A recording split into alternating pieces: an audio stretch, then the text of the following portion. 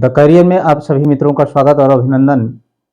मित्रों, आपकी परीक्षा प्रारंभ हो चुकी है, यानी आपके पास समय बहुत ही कम बचा है और उस कम बचे हुए समय का सदुपयोग हो सके, इसलिए आज की कक्षा हम तुरंत प्रारंभ करते हैं। आज हिंदी के 12वें प्रैक्टिस सेट को लेकर हम लोग अध्ययन करेंगे। तो आइए तत्काल हम लोग देखते हैं कि कौन कौन से प्रश्न इस पेपर में पूछे गए हैं। देखिए, पहला प्रश्न है अनुरक्त शब्द का विलोम। अनुरक्त शब्द का विलोम पूछ रहा है। विकल्प नीचे दिया गया है, इसमें से आपको छांटना है। ठीक, अनुरक्त का विलोम पूछ रहा है। अनुरक्ति, विरक्ति, अनर्थ, विरक्त। आप लोग जानते हैं अनुरक्त का विलोम विरक्त होता है, इसको बहुत कुछ बताने की आवश्यकता नहीं है। ठीक, अनुरक्त का विलोम क्या होगा? विरक्त होगा। ठीक, आगे चलते हैं। दिए गए विकल्पों में से ऊर्ध्व शब्द के सही विलोम का चयन कीजिए। ऊर्ध्व का विलोम शब्द इसमें से चयन करना है। ऊर्ध्व का मतलब होता है ऊपर, और यहां दिया हुआ है अधा। अधा का मतलब होता है नीचे। ऊपर का विलोम नीचे, यानी ऊर्ध्व का विलोम क्या होगा? अधा होगा। ये भी क्लियर हो गया। ऊर्ध्व का विलोम अध, ठीक ना। इसके बाद अगला प्रश्न है, निम्नलिखित में से कौन सा पीछे वाला शब्द समूह हेतु एक शब्द है? पीछे वाला नहीं, पीछे चलने वाला होगा। एक शब्द यहां पर छूट गया है, चलने वाला। ठीक, पीछे चलने वाला शब्द समूह हेतु एक शब्द पूछ रहा है, ठीक है ना। तो यहां पर देखिए, अनुगत दिया हुआ है, पिछलग्गु दिया है, पिछल, आगत। यहां पर इसका जो दिया हुआ है पीछे चलने वाला, इस शब्द के लिए एक शब्द होगा अनुगत। अनु माने होता है, अनु बराबर पीछे, गत माने जाने वाला, जाने वाला या चलने वाला दोनों होता है, चलने वाला। ठीक ना, क्लियर हो गया। पीछे चलने वाले वाक्यांश के लिए एक शब्द होगा अनुगत। इसके बाद दिया है पिछलग्गु। जो अंधभक्त होकर पीछे पीछे चलता है उसको कहा जाता है पिछलग्गु। जो अंधभक्त होकर पीछे पीछे चलता है उसको कहा जाता है पिछलग्गु। पिछल सबसे पिछड़ा हुआ, और आगत का मतलब आया हुआ। क्लियर हो गया। आगे, आसक्ति शब्द का अर्थ क्या है? आसक्ति शब्द का अर्थ पूछ रहा है, ठीक ना। अनुराग, पिक प्रिय, हुतासन, जन्मदात्री। तो आसक्ति शब्द का अर्थ होगा अनुराग, ठीक ना, और दोनों का अर्थ होता है प्रेम। आसक्ति माने प्रेम, अनुराग माने भी प्रेम, यानी आसक्ति का अर्थ क्या होगा? अनुराग होगा। ठीक, क्लियर हो गया। पिक प्रिय, पिक प्रिय का मतलब होता है आम। पिक माने कोयल, प्रिय, कोयल के लिए जो प्रिय होता है वह आम है। हुतासन आग का पर्यायवाची है। जन्मदात्री जन्म देने वाली अर्थात माता। इसके बाद अगला प्रश्न है, निम्नलिखित शब्दों में से कौन सा शब्द केसरी का पर्यायवाची है? केसरी माने क्या होता है भाई? सिंह होता है। केसरी माने क्या होता है? सिंह होता है। और यहां पर दिया हुआ है मृगेंद्र। मृगेंद्र माने भी सिंह होता है। अब क्या पूछ रहा है? पर्यायवाची, यानी केसरी का पर्यायवाची कौन हुआ? मृगेंद्र हुआ। ठीक, भुजंग माने क्या होता है? सर्प होता है। तुरंग माने क्या होता है? घोड़ा होता है। और अनंग माने क्या होता है? कामदेव। ठीक, अब तो क्लियर हो गया ना कि ये केसरी का पर्यायवाची कौन सा है? मृगेंद्र है। ठीक, आगे, निम्नलिखित में से शुद्ध वर्तनी वाला शब्द क्या पूछ रहा है? शुद्ध वर्तनी। ये जो 4 विकल्प दिए गए हैं, इनमें से सबसे शुद्ध वर्तनी वाला शब्द कौन सा है, इसको आपको देखना है। अंताक्षरी, अंत्याक्षरी, अंताक्षरी, अंताक्षरी। तो इसमें आप देखेंगे कि अंत्याक्षरी विकल्प बी सबसे शुद्ध लिखा हुआ है, यानी इस प्रश्न का उत्तर कौन सा होगा? विकल्प बी। इसके बाद अगला प्रश्न है, आंख का पानी ढल जाना का अर्थ है, क्या पूछ रहा है? आंख का पानी ढल जाना का अर्थ, बुढ़ापा आ जाना, प्रिय व्यक्ति का बिछुड़ जाना, निर्लज होना, देखने की ताकत कमजोर पड़ना। तो इसमें विकल्प सी होगा, आंख का पानी ढल जाना। इसका सीधा सीधा अर्थ होता है निर्लज हो जाना ना। अगला प्रश्न, कपटी मित्र किस मुहावरे का सही अर्थ है? मुहावरा यहां विकल्प में दिया गया है और यहां पर एक अर्थ दिया हुआ है। इसके लिए पूछा जा रहा है कि यह अर्थ किस मुहावरे का अर्थ है? काठ का उल्लू होना, अक्ल का दुश्मन, आस्तीन का सांप, इनमें से कोई नहीं। तो यहां पर देखिए लिखा है विकल्प सी में आस्तीन का सांप। आस्तीन का सांप का अर्थ होता है कपटी मित्र। ठीक, यानी इस प्रश्न का उत्तर कौन सा होगा? विकल्प सी। अगला प्रश्न, रिक्त स्थान भरे। धन खाली स्थान है, हो जाता है, तन जर्जर हो जाता है, साथी और सहयोगी फिर खाली स्थान जाते हैं। भरना है, क्या भरना है? धन नष्ट हो जाता है, हमारे हिसाब से अगर यहां भर दिया जाए नष्ट, नष्ट हो जाता है। तन जर्जर हो जाता है, जर्जर माने वृद्ध होता है। साथी और सहयोगी छूट जाते हैं। ठीक, यहां पर होगा छूट, यानी यहां पर रिक्त स्थान की पूर्ति के लिए कौन सा विकल्प है? विकल्प बी। ठीक ना, यहां पर नष्ट भरा जाएगा, यहां पर छूट। ठीक, आगे अगला प्रश्न है, रिक्त स्थान भरे। शरीर की सुंदरता, शरीर की सुंदरता फिर खाली स्थान है उसका चेहरा, और चेहरे की सुंदरता फिर खाली स्थान है उसकी आंखें। यानी यहां से लेकर उसका चेहरा यहां तक शरीर की सुंदरता होती है उसका चेहरा। ठीक, यहां पर होती है उसका चेहरा और चेहरे की सुंदरता होती है उसकी आंखें। ठीक, यानी कौन सा विकल्प होगा इसमें? विकल्प बी। बहुत आसान है, आप लोग परेशान ना होइए। कौन सा वाक्य संयुक्त वाक्य का उदाहरण है? संयुक्त वाक्य, संयुक्त वाक्य का उदाहरण पूछ रहा है, इसमें से कौन है? तो संयुक्त वाक्य,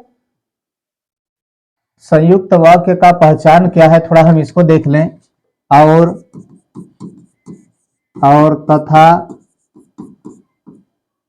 एवं, व, या, अथवा, ये सब क्या है? संयुक्त वाक्य के पहचान है, लक्षण है ना। जहां एक वाक्य दूसरे वाक्य के से जुड़ा होता है, किसके द्वारा जुड़ा होता है? इन समुच्चय बोधक अवयवों के माध्यम से जुड़ा होता है, उसको हम क्या कहते हैं? संयुक्त वाक्य।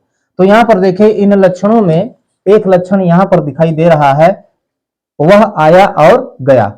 वह आया और गया, यह किसका लक्षण है? संयुक्त वाक्य का। यानी इस प्रश्न का उत्तर कौन सा होगा? विकल्प सी होगा। इसके बाद निम्नलिखित वाक्य को मिश्र वाक्य में परिवर्तित करें। मिश्र वाक्य, मिश्र वाक्य कहते किसको है? जहां पर एक मुख्य वाक्य हो, क्या हो? मुख्य वाक्य, और दूसरा हो उपवाक्य। जहां पर एक मुख्य वाक्य हो और दूसरा उपवाक्य हो और दोनों के बीच में समुच्चय बोधक अव्यय मिले, और वे कौन से समुच्चय बोधक अव्यय? कि, जो, क्योंकि, कि, जो, क्योंकि, जितना, उतना, जैसा, वैसा, ये सब दोनों वाक्यों के बीच में मिले, जो यह बता रहे हो कि जो दूसरा वाला वाक्य है पहले वाक्य के ऊपर आश्रित है, तो उसको हम कहते हैं मिश्र वाक्य। ठीक ना। अच्छा, आप देखिए प्रश्न पर आइए, क्या कह रहा है? जिसका मुझे भय था वही हुआ। इसमें पूछ रहा है कि इसको मिश्र वाक्य में परिवर्तित करना है। यहां पर विकल्प दिया हुआ है, तो क्या देखिए इनमें से कोई लक्षण किसी में दिखाई दे रहा है? वही हुआ जिसका मुझे भय था। जिसका मुझे भय था वही हुआ, वही सेम टू सेम वही तो लिखा हुआ है, पलट कर लिखा हुआ है, वही हुआ जिसका मुझे भय लगा हुआ था, जो मुझे हुआ है वह भय है। दिए हुए वाक्य में कोई परिवर्तन संभव नहीं है, इसके लिए यह उत्तर सही होगा, क्योंकि ये जो लक्षण दिखाया गया है यह लक्षण दिखाई नहीं दे रहा है। ठीक है ना, तो दिए हुए वाक्य में कोई परिवर्तन संभव नहीं है, यही प्रश्न का उत्तर होगा। निम्नलिखित में से एक कथन गलत है, छांटना है, मतलब 3 कथन सही है, एक कथन गलत है, उसको हमको देखना है। दो वर्णों के मेल से होने वाले विकार को, दो वर्णों के मेल से होने वाले विकार को क्या कहते हैं? संधि। यह बात सही है, ठीक ना। संधि की परिभाषा है, दो वर्णों के मेल से होने वाले विकार को संधि कहते हैं। दो स्वरों के मेल से उत्पन्न विकार को स्वर संधि कहते हैं, यह भी बात सही है। स्वर संधि किसको कहते हैं? जहां पर स्वर का स्वर से मेल होता है उसको हम क्या कहते हैं? स्वर संधि कहते हैं। व्यंजन से स्वर या व्यंजन के मेल से उत्पन्न विकार को व्यंजन संधि कहते हैं, यह भी सही है, यह सही कहा गया है। व्यंजन से स्वर या व्यंजन के मेल से उत्पन्न विकार को व्यंजन संधि कहते हैं, यह भी सही है। विसर्जन के साथ विसर्जन, यही गलत है, यह गलत है। कहने का मतलब पूछ रहा है कि ये कथन गलत है, तो कौन सा कथन गलत है? यह, यानी इस प्रश्न का उत्तर कौन सा होगा? विकल्प डी होगा। ठीक, आगे। सदैव शब्द में कौन सी संधि है? यण संधि, यण संधि, व्यंजन संधि, वृद्धि संधि, गुण संधि। तो सदैव, पहले यण संधि का लक्षण क्या है?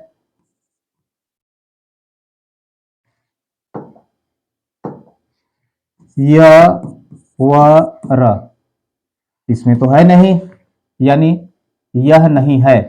व्यंजन संधि, व्यंजन संधि का पहचान ही व्यंजन होता है, यानी व्यंजन संधि कहां होता है? व्यंजन प्लस व्यंजन या व्यंजन प्लस स्वर जहां पर होता है वहां पर क्या होता है? व्यंजन संधि होता है। कहने का मतलब कि प्रथम पद में हमेशा व्यंजन होता है और दूसरे पद में या तो फिर व्यंजन होता है या फिर स्वर होता है, वहां पर क्या होता है? व्यंजन संधि। ठीक है ना, तो यह भी नहीं है। वृद्धि संधि, वृद्धि संधि और गुण संधि। गुण संधि का पहचान है ए ओ आर, और वृद्धि संधि का पहचान क्या है? ए आओ। अब देखिए यहां पर किसका पहचान दिखाई दे रहा है इन चारों में से? तो सदैव लिखा है, बीच में ए दिखाई दे रहा है, ए किसका पहचान है? वृद्धि संधि का, यानी इस प्रश्न का उत्तर होगा विकल्प सी, सदैव। इसका संधि विच्छेद होगा सदा धन एव, ठीक ना। यहां पर आ है, धन ए है, दोनों मिलकर अय बनाते हैं, यह उसी का पहचान है वृद्धि संधि का। ठीक, आगे चलिए। निम्नलिखित युग्म में से एक समास की दृष्टि से अशुद्ध है। समास की दृष्टि से देखिए विकल्प जो दिया गया है, एक तरफ सामासिक पद दिया हुआ है और दूसरी तरफ समास का नाम दिया हुआ है। आपको देखना है कि कौन सा उदाहरण सामासिक दृष्टि से सही नहीं लिखा है। भर पेट, भर प्रथम पद और पेट द्वितीय पद, अव्ययी भाव समास, यह सही है। अव्ययी भाव समास कहां होता है? जहां पर एक पद अव्यय होता है, प्रथम पद अव्यय होता है ना, और द्वितीय पद के साथ मिलकर के दोनों पदों को संयुक्त रूप से अव्यय बना देता है, उसको हम अव्ययी भाव समास कहते हैं। तो भरपेट में अव्ययी भाव समास है। इस रसोई घर, रसोई घर, इसका समास विग्रह होगा रसोई के लिए घर या रसोई का घर, इसमें तत्पुरुष समास है, यह भी सही है। दाल रोटी, दाल और रोटी द्वंद्व समास, यह भी सही है। चाल चलन, चाल और चलन, अव्ययी भाव समास यहां पर दिया हुआ है, यही गलत है। कहने का मतलब एक समास की दृष्टि से अशुद्ध है, उसको छांटना है, तो इस प्रश्न का उत्तर कौन सा होगा? विकल्प डी। ठीक, आगे चलते हैं। सारंग लय चल कई सारंग की ओट, सारंग जिनो पाई के सारंग कई गई चोट।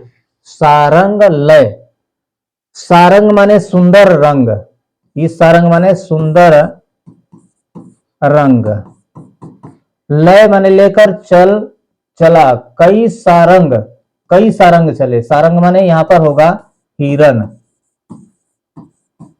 की ओठ माने आड़, और सारंग, सारंग माने यहां पर भी सुंदर रंग, पाई के सारंग कई गई चोट, सारंग लय सुंदर रंग लेकर के चला, कई सारंग, कई सारंग चले, और कहा सारंग की ओट, सुंदर रंग की ओट में सारंग झीनो, सुंदर रंग झीना पाकर के, पतला पाकर के, पाई पाकर के सारंग कई गई चोट, सारंगों ने यानी हिरणों ने वाणी की चोट, वाणी का प्रहार किया, किसके ऊपर, सारंग के ऊपर। ठीक, यहां पर दो अर्थ दिखाई दे रहे हैं, सुंदर रंग और हिरन, और शब्द भी अलग अलग हैं। तो आप जानते हैं कि जहां पर शब्द अलग अलग हो, यानी एक ही शब्द 2 बार आए, 3 बार आए, 4 बार आए, उसका अर्थ एक से अधिक हो, मतलब अलग अलग हो, तो उसको हमेशा हम किस नाम से जानते हैं, यमक अलंकार के नाम से। ठीक ना, तो यहां पर यमक अलंकार है। उत्प्रेक्षा, जहां पर कल्पना की जाती है ना, जहां पर कल्पना की जाती है वहां पर उत्प्रेक्षा अलंकार होता है। जहां पर एक वस्तु से दूसरे वस्तु की, एक शब्द से दूसरे वस्तु की कल्पना की जाए वहां पर उत्प्रेक्षा अलंकार होता है। श्लेष अलंकार कहां होता है, श्लेष का अर्थ होता है चिपका हुआ, चिपका, चिपका का मतलब शब्द एक ही है और उसके एक से अधिक अर्थ है, तो वहां पर हमेशा श्लेष अलंकार होता है। रूपक अलंकार कहां होता है, जहां पर रूप का अलंकार होता, रूप का आरोप होता है, एक शब्द पर दूसरे शब्द का, एक व्यक्ति पर दूसरे व्यक्ति के रूप का आरोप होता है, तो वहां पर रूपक अलंकार होता है। तो ऐसा यहां पर नहीं है। इस प्रश्न का उत्तर विकल्प सी है। प्रेरणार्थक क्रिया है, प्रेरणार्थक क्रिया, चलना, जगाना, पढ़ना, बदलना। ठीक, प्रेरणार्थक क्रिया कहते किसको है, जहां पर यह भाव उत्पन्न हो, यह इस बात की जानकारी हो कि जो करता है, कार्य को करने वाला, वह कार्य स्वयं नहीं करता है बल्कि दूसरे से करवाने की प्रेरणा देता है, वहां पर क्या होता है, प्रेरणार्थक क्रिया। जैसे यहां पर हमने कहा पढ़वाना, पढ़वाना, लिखवाना, लिखवाना, भेजवाना ना, तो ये सब क्या है, प्रेरणार्थक क्रियाओं के उदाहरण है। इनको पढ़ने से ही पता चलता है कि जो करता है वह स्वयं नहीं कर रहा है बल्कि दूसरे से करवाना चाहता है। तो यहां पर इसका सबसे श्रेष्ठ निम्न प्रेरणार्थक क्रिया, प्रेरणार्थक क्रिया इसमें से कौन है, जगाना है। ठीक है ना, चलना क्रिया है, पढ़ना क्रिया है, बदलना क्रिया है। ठीक, सही बात है, जगाना प्रेरणार्थक क्रिया है। ठीक, अगले प्रश्न का, अर्जन शब्द का विलोम, अर्जन माने होता है प्राप्त करना और व्ययन माने होता है खर्च करना। व्ययन माने क्या होता है, खर्च करना, और अर्जन का क्या होता है, प्राप्त करना। ठीक, यानी अर्जन शब्द का विलोम कौन है, व्ययन, विकल्प बी। ठीक, इसके बाद अगला प्रश्न, अनुचित विकल्प जोड़ा कौन सा है, अनुचित, अनुचित विकल्प का जोड़ा कौन सा है, अनुराग। यहां पर देखिए जो विकल्प दिए गए हैं, दो दो शब्द दिए गए हैं, और इसमें से हम देख रहे हैं कि विलोमार्थी दिया गया है। अनुराग का विलोम विराग, सही है। कटु का विलोम मधुर, यह भी सही है। उन्नत का विलोम उन्नत दिया गया है, यही सही नहीं है। उन्नत, उन्नत का विलोम होगा अवनत।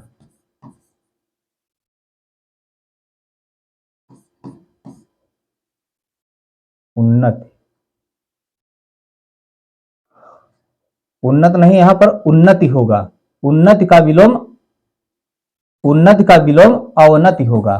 ठीक ना, अल्पज्ञ का विलोम बहुज्ञ, यह सही है। यानी विकल्प सी वाला जो जोड़ा है वह अनुचित है, गलत है। ठीक, यानी इस प्रश्न का उत्तर कौन सा होगा, विकल्प सी। इसके बाद अगला प्रश्न, जिसके बराबर कोई न हो, तो जिसके बराबर कोई न हो वाक्यांश के लिए एक शब्द होगा एकदम सीधे सीधे अनुपम। जिसके बराबर कोई न हो वाक्यांश है, इसको हम एक शब्द में कह सकते हैं अनुपम। ठीक, बात बराबर। आगे चलिए, दिए गए वाक्यांश के लिए एक शब्द का चयन कीजिए। यहां पर वाक्यांश दिया हुआ है, एक शब्द का चयन करना है। पूरब और उत्तर के बीच की दिशा, ठीक, बहुत बढ़िया प्रश्न पूछा है, थोड़ा इसको समझ लीजिए। यहां पर देखिए, दाहिने साइड में हमेशा होता है पूरब, यहां होता है पश्चिम, यहां होता है उत्तर और यहां होता है दक्षिण, ठीक ना। तो उत्तर और पूरब के जो बीच की दिशा है उसको हम जानते हैं ईशान, ईशान के नाम से। उत्तर और पूरब के जो बीच की दिशा है उसको कहते हैं ईशान, ठीक ना। और दक्षिण और पूरब के जो बीच की दिशा है उसको कहते हैं आग्नि, आग्नेय, आग्नेय कहा जाता है, आग्नेय, ठीक है। और जो यह दिशा है यानी दक्षिण और पश्चिम, दक्षिण और पश्चिम की जो दिशा है उसको कहते हैं नैऋत्य, ठीक। दक्षिण और पश्चिम की जो दिशा है उसको कहते हैं नैऋत्य, और जो उत्तर और पश्चिम की दिशा है उसको कहते हैं वायव्य। क्या कहते हैं? वायव्य। तो इस प्रकार से 8 दिशाएं हो गई। इसके बाद एक दिशा है ऊर्ध्व, ऊर्ध्व माने होता है ऊपर, और दूसरा होता है अध, अध माने होता है नीचे। तो इस प्रकार से 10 दिशाएं हो गई। अब देखिए पूरब और उत्तर के बीच की दिशा, पूरब यहां है, उत्तर, दोनों के बीच की दिशा क्या है? ईशान, यानी विकल्प बी सही है। आगे, आंख का पर्यायवाची शब्द है लोचन। लोचन माने आंख होता है, ठीक ना, यानी यह सही है। पावक माने क्या होता है? आग, यानी आग का पर्यायवाची है। वसन माने क्या होता है? वस्त्र, वस्त्र का पर्यायवाची है ना। प्रभा, प्रभात काल या सुबह, ठीक ना, ये हो गया। कहने का मतलब आंख का पर्यायवाची कौन है? विकल्प ए लोचन। इसके बाद इनमें से शुद्धवर्तनी शब्द है, शुद्धवर्तनी का शब्द है, शुद्ध शुद्ध कौन सा लिखा है इसको हमको देखना है। ज्योत्सना, यह पूरा पूरा लिखा गया है, गलत है। ज्योत्सना, यह भी गलत है। ज्योत्सना, यह सही है, शुद्धवर्तनी का शब्द है, ठीक। इस प्रश्न का उत्तर यही है, विकल्प सी। इसके बाद अगला प्रश्न है, अंधे के हाथ बटेर लगना। अंधे के हाथ बटेर लगना, इसका अर्थ पूछ रहा है। इन विकल्पों में से छाट कर लिखना है आपको, ठीक ना। अंधा भी लक्ष्य प्राप्त कर सकता है, सही बात है। अंधेरे में कोई वस्तु मिल जाना, अपात्र को बड़ी सफलता मिलना, मुसीबत पर मुसीबत आना, अपात्र को बड़ी सफलता मिलना। अंधे के हाथ बटेर लगने का अर्थ है अपात्र को बड़ी सफलता मिलना, ठीक। आगे चलते हैं। खदार पर चढ़ना, भाई यहां पर गलत हो गया है, खदार नहीं बल्कि खराद होगा, ठीक ना। खराद पर चढ़ना का अर्थ, खराद पर चढ़ना का एकदम सीधा सीधा अर्थ जांच में आना। खराद पर चढ़ना, इसका सीधा सीधा अर्थ जांच में आना, यानी इस प्रश्न का उत्तर विकल्प सी है। और पुनः चलते हैं अगले प्रश्न की ओर, ठीक। तो यह है आज का हमारा प्रैक्टिस सेट। आप लोग अपने बचे खुचे समय में जल्दबाजी न करते हुए इसको आप लोग देख लीजिए, हो सकता है कि इसमें से कुछ प्रश्न आपके पेपर में फंस जाए, ठीक ना। पुनः अगले दिन अगले वीडियो के साथ, अगले प्रैक्टिस सेट के साथ हम लोग अपनी कक्षा में उपस्थित होंगे। तब तक के लिए धन्यवाद।